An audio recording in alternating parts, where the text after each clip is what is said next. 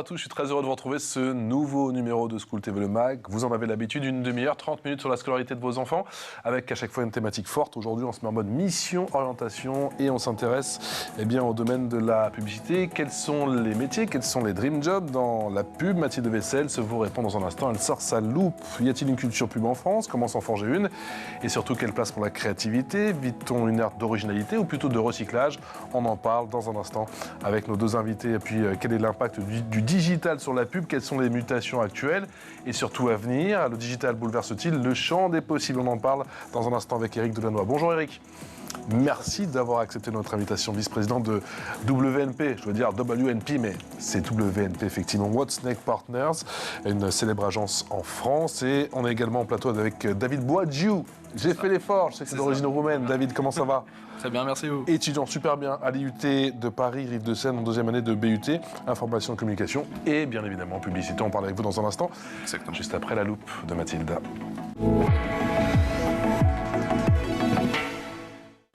Salut Mathilde. Ça va? C'est cool. Aujourd'hui, on parle de pub. J'adore. Ouais, j'adore. En plus, moi, mon mentor, c'est Thierry Ardisson. Donc, ah, voilà. C'est bien. Ouais. Et quelques belles pubs à son actif, effectivement. Effectivement. Et quelques belles émissions. Certains ne le savent pas d'ailleurs. Oui, c'est vrai. Oui, il est d'abord publicitaire, effectivement. Ouais. Ça commence. Je commence à faire attention à ne pas citer des marques, tu vois. Oui, ou en tout cas, il y a tout de suite des trucs qui me reviennent. Voilà, sinon tu dois dire 3. Parfois, c'est compliqué. Tu nous parles des métiers de la pub et du marketing. Pour commencer, tu peux nous expliquer en quoi consistent ces métiers? Oui, alors ce qu'il y a vraiment de très intéressant avec ces métiers, c'est qu'ils sont vraiment divers et variés. Il y a de la place pour tout le monde, des créatifs aux commerciaux. Donc ça, c'est pas mal. Tout le monde peut trouver un peu sa place. La publicité, comme chacun sait, permet donc de développer la notoriété d'une marque ou d'un produit dans le but d'influencer les comportements d'achat des consommateurs. Les métiers sont donc multiples.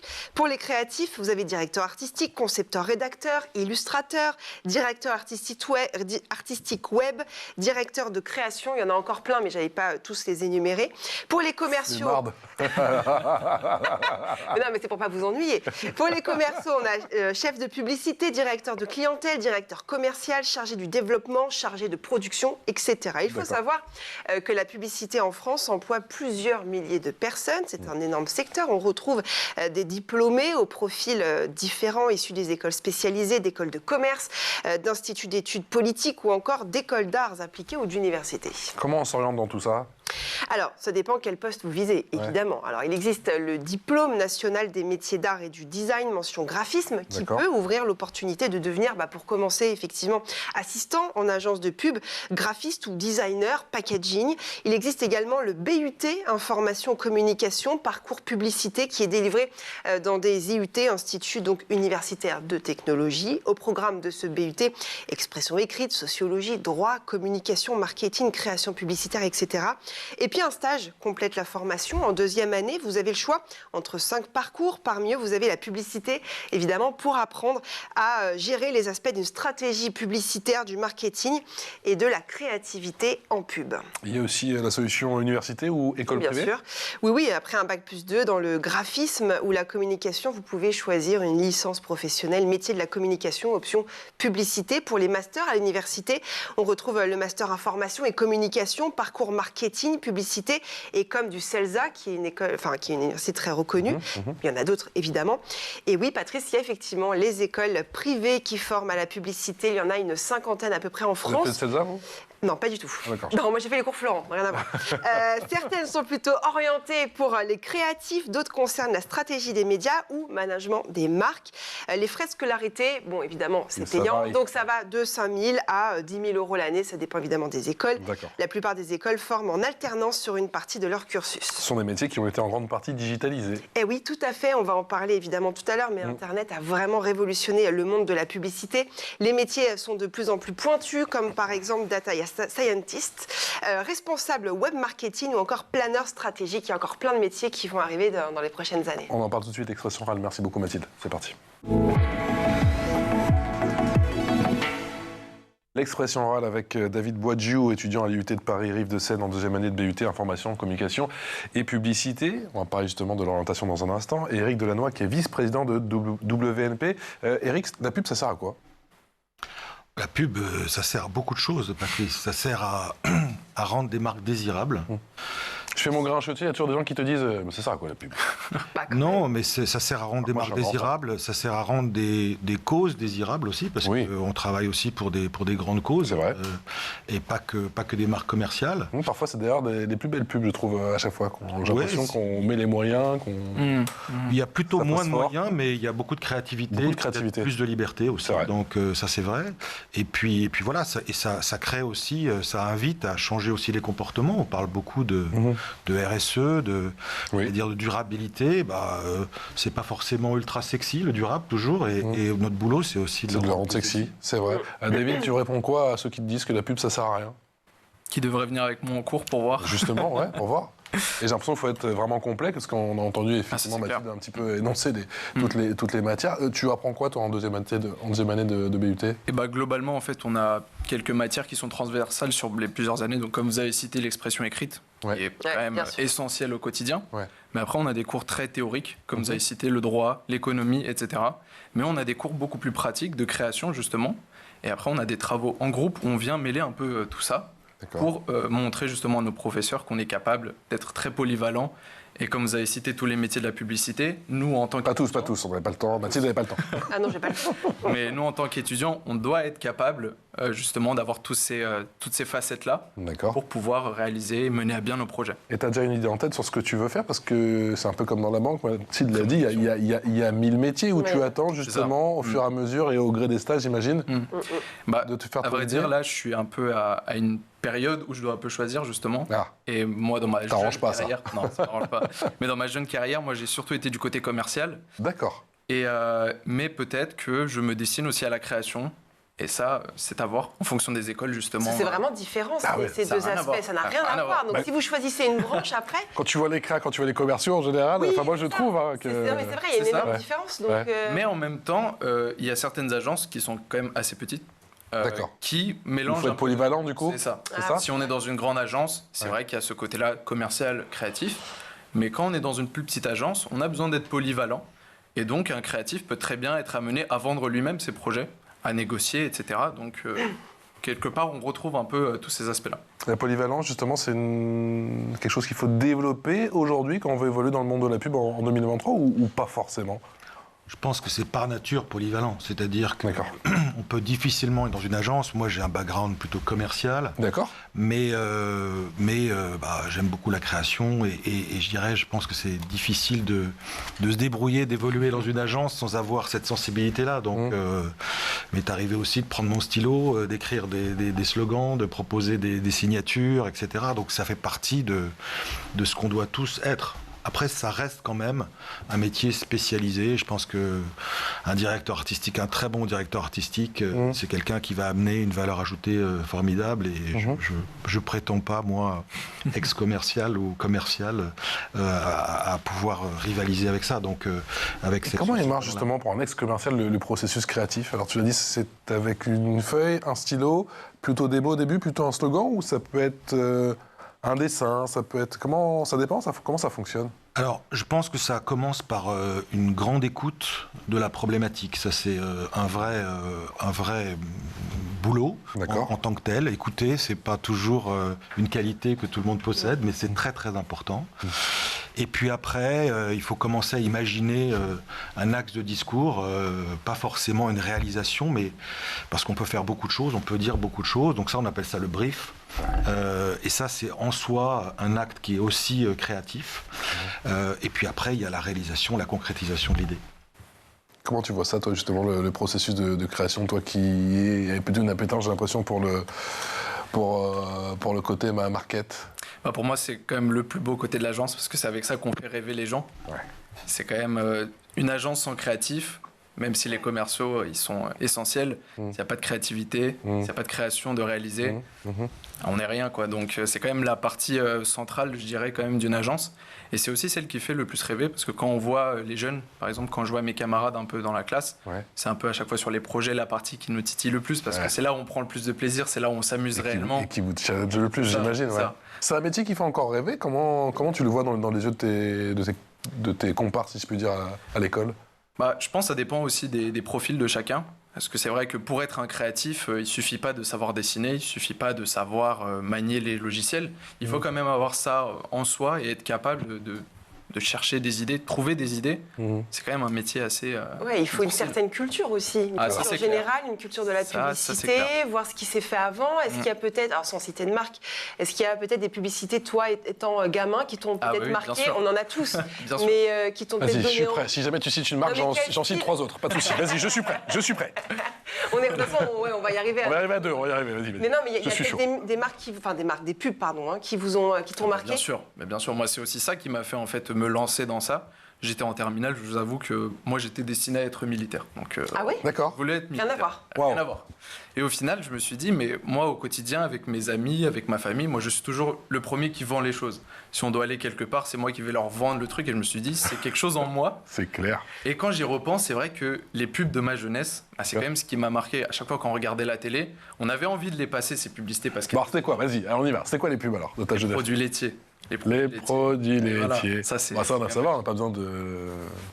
Bah non, c'est du lobby. On est tranquille, bon, ça va à peu près, bon, on y va. Encore toutes les marques de jouets juste avant la période de Noël, c'était quand même quelque chose en tant qu'enfant, ça vous fait rêver. Ouais, les marques de parfum, les marques... C'est ça.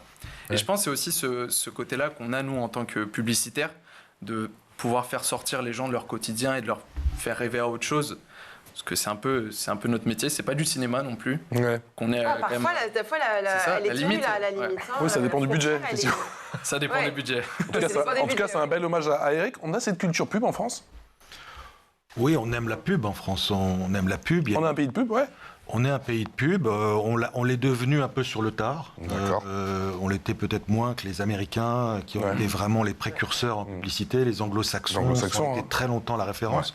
Moi, j'allais souvent au Festival de Cannes de la pub. On regardait d'abord les pubs venues des États-Unis. Puis la France a un peu perdu ses complexes. Elle est devenue un grand pays de pub. Et puis la pub est devenue, on va dire, quelque chose dont on a parlé à la télé. Et merci à Blachas, etc. Donc, qui a fait une émission extraordinaire. Super émission, qui a fait rêver plein de gens, qui a intéressé même les professionnels comme moi. Donc oui, je pense qu'on est un pays qui aime la pub. Moi, j'étais il n'y a pas longtemps à une expo des Arts Déco sur les années 80 et j'étais fasciné de voir que les gens regardaient les robes des années 80, les meubles des années 80, puis il y avait un petit espace où on montrait les pubs des années 80 et c'est là qu'il y avait le plus de monde. Les gens regardaient, ah, tu te souviens de celle-là? Et c'est là qu'on se voit, c'est là qu'on voit et qu'on réalise le côté magique. Et je vais quand même pas poser la question de est-ce que c'était mieux avant, mais est-ce qu'elles avaient quelque chose de plus, ces pubs des années 70, 80, même 90? Elles avaient un autre temps, il n'y avait pas les réseaux sociaux, et quoi? C'était l'âge d'or de la pub, il y avait des gros budgets, c'est quoi? Ou la créativité est au summum? Moi, je pense pas que c'était forcément mieux avant, donc je pense que simplement il y avait certainement beaucoup plus de liberté. Donc parce qu'aujourd'hui on doit gérer des contraintes, on a des contraintes réglementaires, des contraintes aussi de langage qui pèsent sur nous. Parce que c'est ça, on peut moins choquer, on peut faire beaucoup plus attention. Dans une société qui est quand même plus lisse. Peur du bad buzz. Ça c'est évident. Donc c'est pas une question qu'on se posait forcément avant. Et puis je pense qu'il y avait aussi un peu plus de moyens. Il y avait plus de moyens. Par contre. On va dire, aujourd'hui, il n'y avait pas le digital, et le digital a aussi ouvert beaucoup de fenêtres d'opportunités. Il ne faut quand même pas le nier. David, c'est quelque chose que tu as en tête, justement, quand on te demande un exercice, par exemple, en cours, cette peur du bad buzz qui n'existait pas, Eric l'évoquait, il y a 20 ou 30 ans, dans ces pubs cultes, il y a même eu des sagas de pubs. Je me souviens que des pubs qui marchaient très bien, il y avait des sagas. On prend en compte ça aujourd'hui ? Après, comme on dit, un buzz, ça reste un buzz. Donc, quelque part, nous, on communique. Si ça se fait de cette manière-là, c'est quand même une réussite. Après, si on parle en bien de votre marque, c'est quand même mieux. Mais pour citer, c'est vrai qu'aujourd'hui, on a l'impression qu'on est quand même plus limité au niveau de la créativité.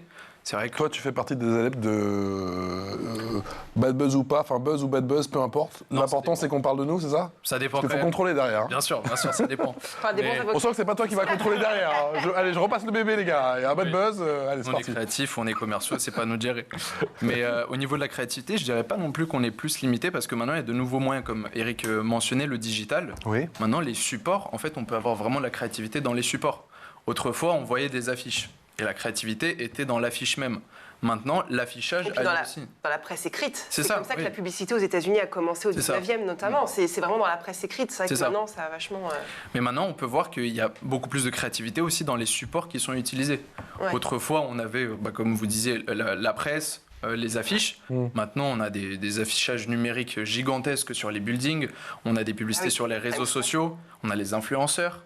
Donc, ça fait vraiment toute une panoplie et une pléthore de supports qu'on peut utiliser en tant que créatif et qui, justement, ouvrent plus loin les portes de la créativité. On a cru pendant très longtemps que la pub télé, Eric, et les affiches à l'extérieur, les affiches dehors étaient condamnées. On a un petit peu de recul maintenant sur cette révolution digitale, cette révolution numérique. Elles ont encore leur place, effectivement, dans l'espace publicité.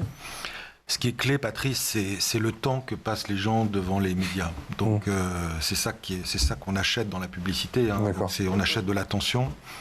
Aujourd'hui, les Français passent encore 3h30 devant la télévision. Donc, je ne sais pas s'il faut s'en réjouir ou pas, mais c'est la réalité. Ouais. Ils passent aussi à peu près le même temps, peut-être un peu moins sur les réseaux sociaux.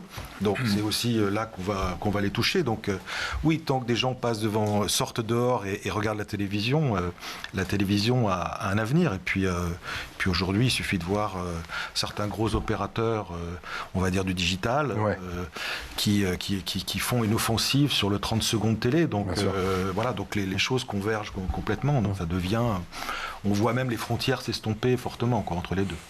L'info en plus avec le digital et l'intelligence artificielle. Et pour ton info en plus, Mathilde, tu nous parles justement d'intelligence artificielle, l'IA qui bouscule littéralement le monde de la pub. Oui, je me suis appuyée sur une enquête plutôt inquiétante signée Le Figaro. Un nouveau métier voit le jour, c'est celui de prompteur ou ingénieur prompt. Leur spécialité, c'est savoir interroger les intelligences artificielles, c'est-à-dire qu'il s'agit du salarié de l'entreprise qui saura le mieux interagir avec la machine en fait pour faire émerger bien les nouvelles idées ou des contenus qualitatifs. C'est ce qu'explique notamment le coprésident de l'association des on appelle ça un prompteur. Exactement. Nous, à la télé, prompteur, c'est oui. Alors, non, c'est pas comme en télévision. Tu vois, non. Où t'as le gars qui appuie, qui voilà... Ouais, ou ingénieur prompt, ils appellent ça. Mais voilà, il y a les deux qui se disent. Ah, t'es un ingé, quoi. Okay. Voilà, exactement. Okay. ChatGPT pourrait d'ailleurs remplacer, on en parle de plus en plus, c'est vrai, mais voilà, il pourrait remplacer de nombreux métiers comme graphiste, producteur, expert de la donnée et même certains créatifs. Est-ce que vous, ça vous inquiète, l'IA, dans votre métier ou pas ? Honnêtement, non. Non ? Non, pas du tout. Je pense que c'est... Ça va être un complément, tu penses ? Je pense oui. Ouais. C'est un peu... On vit à une époque où on connaît une révolution telle qu'a été Internet. À l'époque de nos parents, parce que moi, je n'étais pas de ce monde. Mais je pense que les agences doivent justement prendre le pas de l'IA, prendre le pas des intelligences artificielles pour ne pas être perdues et ne pas avoir peur justement d'être dépassées. Car si l'humain reste derrière tout ça, on pourra très bien cohabiter et les utiliser pour produire des choses de plus en plus exceptionnelles. Eric, il y a de quoi paniquer avec le progrès numérique ou pas ? Moi, je trouve ça au contraire super excitant, Patrice. Je trouve ça très excitant parce que ça ouvre des champs nouveaux. Cette année... Je te pose la question parce que j'en ai parlé, pardon de te couper, avec des graphistes qui me disaient, mais attends, là, avec ChatGPT... Non, mais c'est vrai. Bah oui, il y a des métiers qui vont tu demandes, tu veux telle animation, tel truc, et en 30 secondes, il te sort une animation que lui, il aurait mis 6 heures à faire. Et c'est vrai qu'il y a des métiers, tu sens qu'ils sont un petit peu inquiets en ce moment, même si, encore une fois, bien sûr, il y a toujours l'apport de l'humain. Mais... Je pense que il y a des métiers qui risquent d'être bouleversés. Je ne pense pas qu'ils vont être remplacés. Ouais. Nous, à l'agence, on utilise l'IA. On a même fait notre carte de vœux cette année avec de l'IA. Donc, d'accord. Alors, c'est pas ChatGPT, c'était Midjourney. Ouais. Donc, voilà, on leur a demandé d'inventer des images autour d'un thème particulier qui est l'animal qui est un peu l'emblème de l'agence, c'est le griffon, parce qu'on est, on va dire, intégré, multispécialiste, donc, et on s'est amusé à mettre le griffon à toutes les sauces et à demander à l'IA d'inventer ça, et d'inventer des images, et il nous a sorti des images bluffantes, le griffon façon peintre italien du XVIe siècle. C'est génial. C'est génial. Et donc, franchement, ça ouvre des champs incroyables. Après, je ne pense pas que l'IA remplace les très bons créatifs. Il y a une agence, pas la nôtre, qui a fait il n'y a pas longtemps un concours. Ils ont briefé une IA, ils ont briefé des vrais créatifs, entre guillemets. Ouais. Ça a donné quoi? Ce sont quand même les vrais créatifs qui ont gagné. Donc... Ouais, mais le problème, c'est que l'IA, elle apprend au fur et à mesure. Donc, voilà, l'IA le problème. Alors, l'IA apprend, mais potentiellement, je pense que l'IA, au fond, elle répète. Donc, elle va refaire les mêmes choses. Et le métier de pub, le métier de créatif, ce qui est fantastique, c'est le pas de côté. C'est la capacité à prendre le regard, l'angle que personne n'a jamais imaginé. Pour ça, je ne crois pas qu'une IA sache le faire. Par contre, au niveau des images, c'est fantastique. Pour faire les storyboards, vous savez, nous on fait des petits storyboards, etc. Ça va beaucoup plus vite. Je peux vous dire que là, à ce coup, c'est en train de changer notre vie. Donc ça fait partie des choses qui sont rentrées, qui sont en train de rentrer dans notre quotidien, mais qui sont plutôt excitantes que inquiétantes. Toi aussi, tu commences à l'utiliser du coup? En cours bien sûr. Est-ce qu'il y a même des cours? Comment s'adaptent d'ailleurs, j'imagine, les enseignements à l'IUT concernant toutes les intelligences artificielles? Faut dire que certains de nos professeurs sont quand même assez réticents là-dessus. Ah, c'est-à-dire ils ont peur de nous laisser face à ça, puisque après ils peuvent se dire qu'on ne fait plus rien, c'est vrai qui fait toi notre place. Mais quand même, vous parliez du métier de prompteur, il faut quand même qu'il y ait un humain derrière tout ça. Donc l'IA ne peut pas tout faire toute seule. Ah oui, si l'idée ne vient pas de l'humain, l'IA, elle peut faire... C'est comme un génie, en fait. Si on n'a pas le vœu à exaucer, elle ne pourra rien nous faire. Donc c'est là-dessus où on est un peu en sécurité, mais par rapport au cours, c'est vrai que certaines matières aussi sont un peu plus délicates à aborder. Par exemple, l'expression écrite. On peut très bien, à présent, rédiger un essai. On peut lui dire, on fait un prompt à l'IA, on lui dit d'écrire une copie telle un professeur agrégé de lettres. Elle le fait. Donc, où est vraiment la limite? C'est là où c'est un peu après, plus compliqué. c'est l'éthique, j'ai envie de te dire. Enfin, c'est nous, en tant qu'étudiants, il faut aussi... l'éthique pendant les examens, comment te dire? Ta propre conscience. C'est ça. Comment te dire? Est-ce qu'il y a une tendance au niveau des publicités en ce moment, Eric? Et comment tu sens le marché? Est-ce qu'il y a une tendance? Je sais qu'à un moment, la pub était plus émotionnelle. Comment ça se passe en ce moment pour les marques, plus?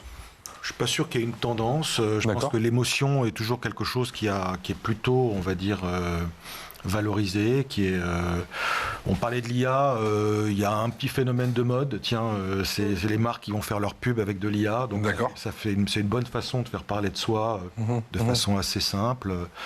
Non, après, moi j'ai toujours été contre les modes, je pense que le grand avantage de notre métier, c'est qu'il y a plein de champs possibles, donc c'est cette liberté-là qui est fantastique, donc surtout à l'agence, on essaie de pas être spécialisé, on essaie de pas avoir un registre, on essaie au contraire inventer des choses différentes, c'est ça qui est passionnant. Dire qu'il y a il y a toujours des courants, mais qu'il y a un courant dominant, je crois pas. Qu'est-ce qu'on ressent quand on est copié? J'ai quand même le sentiment que dans ce métier, on est quand même, dès qu'il y a une bonne idée, on est quand même très souvent copié. On est plutôt fier ou plutôt énervé? Entre nous, tu peux nous le dire. On est les deux. On est flatté parce qu'il y a forcément un petit hommage. Moi, on a à l'agence une marque d'appli de rencontre. Je ne citerai pas de marque, donc j'ai compris si on fait gentil aux autres. Et c'est vrai que ce qu'on a inventé pour eux est plutôt un peu copié par les autres. Donc on voit ça comme un hommage. En même temps, ça nous énerve parce qu'on est là pour créer de la différence. Donc dès qu'on vous copie un peu, c'est un peu embêtant. C'est d'ailleurs un des problèmes avec l'IA, un des problèmes avec les images, le droit, c'est qu'il y a un grand procès entre une grande banque d'images américaine et quelques logiciels d'IA aux États-Unis, parce qu'ils sont allés pomper toutes ces images et puis ils retravaillent ces images. Donc on ne sait plus très bien si c'est proche de l'image de base, si ça a été un petit peu retravaillé. Et donc là, on est un petit peu à la limite, à la frontière. La zone grise, la frontière. Absolument. Effectivement. Est-ce que tu as le sentiment, toi, David, parce que c'est vrai que la pub, c'est standardisé, mondialisé en tout cas, est-ce que la créativité est toujours en rendez-vous? Parce que j'ai quand même le sentiment que selon les pays avant, parce qu'il n'y avait pas les réseaux sociaux, il n'y a peut-être pas toutes ces résonances avec Internet et tout, et que du coup chacun avait sa propre culture. Est-ce que maintenant il y a une culture commune, globalisée, tu as le sentiment, ou que les anglo-saxons arrivent à avoir leurs différences et nous la nôtre en Europe? Je pense quand même que la culture française de la publicité se démarque quand même assez bien. D'accord. Je vous invite à regarder, dans quelques semaines se tiendra les Lions à Cannes, avec les plus grandes publicités mondiales. Et là, on pourra voir que la France rayonne toujours. La France est toujours très forte dans ce domaine-là. Et on ressent à chaque fois dans les publicités, que ce soit, je sais pas moi, en Nouvelle-Zélande, aux États-Unis, en France, une réelle diversité dans les publicités, dans la réalisation, dans la créativité. parce que la publicité s'inspire de la culture dans la société dans laquelle on vit. Les Américains ne vivent pas de la même manière et donc ne le retranscrivent pas de la même manière, ne consomment pas de la même manière. Donc quelque part, c'est logique que les pubs ne se ressemblent pas. C'est vrai qu'il y a une tendance pour les Français d'essayer de copier un peu ce que font les Américains, mais en même temps, on ne peut pas vraiment le faire puisque ce n'est pas la même culture. Donc... D'accord avec ça, Eric ? Oui, enfin moi je pense que les grandes idées, elles traversent les frontières. C'est-à-dire que moi je fais des campagnes, à l'agence on fait des campagnes pour des clients qui sont diffusés dans 10, 20 pays. C'est ça aussi. Et on ne peut pas faire une pub pour chaque pays, donc il faut arriver à toucher, j'allais dire, des cultures qui peuvent être assez différentes. Donc on y arrive. Après, c'est vrai que si on est dans un contexte culturel, dans un pays, si on peut faire des clins d'œil, des références, si on parle de camembert en France, on ne va pas le faire comme si on est en Russie, quoi. Donc, je dirais forcément, il y a j'irais un vécu. Je prends ça comme exemple. C'est pas du tout un sujet sur lequel je travaille, mais voilà, c'est juste pour dire que oui, on peut avoir ça. Mais maintenant, encore une fois, il y a des grandes et belles idées qui sont par nature internationales. Est-ce que le monde de la pub doit parfois faire son autocritique ou pas, d'après toi ? Je pense qu'on doit tous faire notre autocritique. Alors, à quel niveau ? Je suis bien placé, parce que les journalistes ont à chaque fois taxé. Voilà, donc on est les mal aimés. Donc. À quel niveau tu veux dire autocritique au sens Au sens où c'est vrai que depuis que Bec BD avait sorti son livre sur 99 francs, il avait quand même dépeint un monde avec, j'imagine, beaucoup d'exagération, le marketing, la pub, effectivement, dans toute sa splendeur. Est-ce qu'on en est revenu ? Et est-ce que vous avez souffert de cette image ? J'ai l'impression qu'on en est un petit peu sorti, moi. Oui, je crois que Bec BD, il a du talent, il a vécu, il connaît bien ce monde, il a écrit un bouquin amusant, c'est une caricature. 99 francs. Comme toute caricature, ça m'a fait beaucoup rigoler, ça fait beaucoup rigoler mes enfants, donc voilà, donc c'est bien. Ouais. Mais c'est un film, je pense que la réalité n'est pas ça. Non, la réalité de nos métiers, c'est aussi peut-être moins de moyens et moins de glandes, entre guillemets, parce que on est soumis à des clients qui ont tendance plutôt à baisser nos rémunérations, parce qu'on parle de choses qui fâchent. Donc ça veut dire qu'on a moins de temps pour travailler. Pour moi, c'est le vrai obstacle, j'allais dire, à la qualité des idées. Donc peut-être moins de temps pour glander. Donc après, est-ce qu'on doit quand même faire notre autocritique ? Certainement, mais en même temps, on est soumis à plus de contraintes quand même. Ouais, plus de contraintes, ça te fait peur ou pas ? Tu as le sentiment qu'il y a des débouchés ? Quand tu fais des salons, quand tu fais des stages, tu as le sentiment qu'il y a de la place ou que de toute façon, c'est un secteur ô combien concurrentiel et qu'il faudra se battre ? Je voudrais dire, c'est à chacun en fait de créer ses propres opportunités. C'est vrai que c'est un milieu concurrentiel parce qu'il n'y a pas beaucoup de place, mais en même temps, les compétences qu'on développe en publicité, par exemple moi dans mes cours, après on peut les retrouver dans tellement de domaines. On peut travailler dans la publicité du côté de l'agence, on peut très bien travailler du côté de l'annonceur directement, de la marque. On n'a pas vraiment de limite là-dessus. On peut travailler très bien après pour d'autres services de communication parce que finalement la publicité c'est de la communication. Oui, certes c'est pour vendre, mais au final on est des communicants à la base, quoi. Eric, comment on sait si on est fait pour ça ? Parce qu'on fait ses études et tout, mais comment on met les mains dans le cambouis au final ? Alors, si je parle de mon cas personnel, moi j'étais un bon élève, comme on dit. J'ai fait une école de commerce, j'ai fait HEC. C'est une très belle école, mais je me suis pas mal ennuyé dans les cours de finance. Puis un jour, j'ai eu un cours de pub. Alors là, j'ai trouvé ça fantastique. Donc je pense que déjà, il faut une rencontre avec cette matière, avec les problèmes qui sont posés, la capacité à résoudre ces problèmes, le fait que ça change tous les jours. Donc ça, il faut, on va dire, être en contact avec ça. Et puis je pense qu'il faut aussi faire des stages, il faut le vivre, quoi. Donc pour voir si on est fait pour ça, parce qu'il faut des compétences, mais il faut aussi une certaine aisance. C'est-à-dire que l'agence de pub, c'est un monde où il y a des gens très différents, des créatifs, des commerciaux, des cerveaux gauche, des cerveaux droits. Ils se parlent pas toujours facilement. Il faut être capable d'être là-dedans, d'évoluer avec un peu d'aisance. C'est passionnant. Certains sont moins à l'aise là-dedans. Il faut aller voir. Merci infiniment. Merci pour vos témoignages. C'était vraiment top. Ça me donne envie de me replonger dans mes jeunes années quand je voulais justement évoluer dans ce métier qui, pour moi, est vraiment extraordinaire. Eric, merci beaucoup. Eric Delannoy, qui est vice-président de WNP What's-Next Partners et donc plusieurs campagnes que je ne citerai pas, même si elles sont. Je vous invite à aller voir le site de WNP. Vous allez voir qu'il y a des campagnes tout simplement extraordinaires, à commencer par celle de la marque à la pomme. Mais je n'en dis pas plus. Ça va, on l'a pas reconnu. Et David Boadjiou, qui est étudiant à l'IUT de Paris-Rive-de-Seine en 2e année de BUT, Information, Communication, Publicité bonne suite, bonne route. Et on vous recontactera. Bien sûr, ça va bien se passer. On vous recontactera pour voir un petit peu vos pérégrinations, pourquoi pas. On ne sait jamais, pourquoi pas. Chez Eric. Excellente journée en notre compagnie. On se retrouve très vite pour un nouveau numéro de School TV Le Mag. Ciao.